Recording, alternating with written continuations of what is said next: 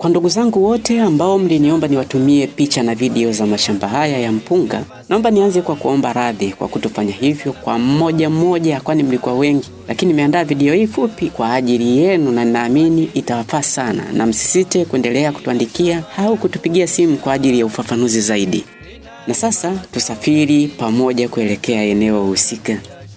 Hapa ni sehemu ambayo sisi wenye mashamba ya karibu tunaegesha vyombo vyetu vya usafiri, kwani njia zetu zina maji mengi, hivyo hatuwezi kupita navyo.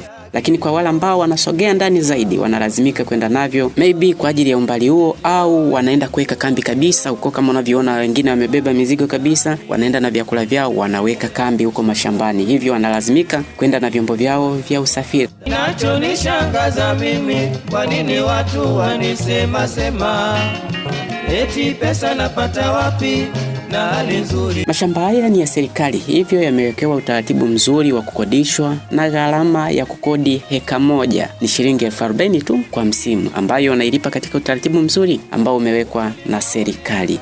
Na mashamba haya yana vipimo vyake kabisa, yameshapimwa, yana blocks ambazo zinajulikana, zimepimwa kwa heka moja. Faida kubwa ya kulima eneo hili ni uhakika wa maji kwa msimu mzima, kwani hapa ni kidakio cha maji ya mto mkubwa ambao unajulikana kwa jina la Mkondoa, ambacho chanzo cha mto huu ni mikoa ya Singida, Manyara na Dodoma, hivyo kushusha maji yake kuja kwenye eneo hili.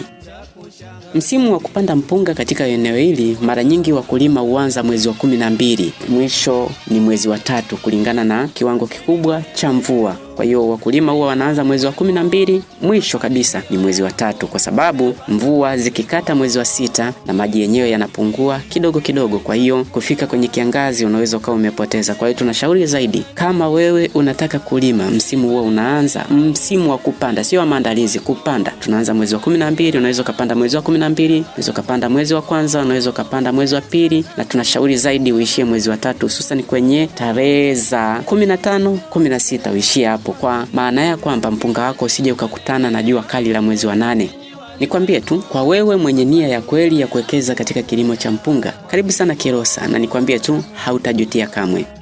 Unahitaji ufafanuzi, unahitaji kutupa maoni yako, au labda una swali la aina yoyote, tuandikie kupitia sehemu yetu ya comments, au unaweza ukatupigia simu moja kwa moja, kwa sababu hapo tumeweka mawasiliano yetu. Karibu sana Kilosa. Ukulima ulianza zamani, tangu enzi za mababu. Walizingatia kilimo, wengi wao wakafanikiwa.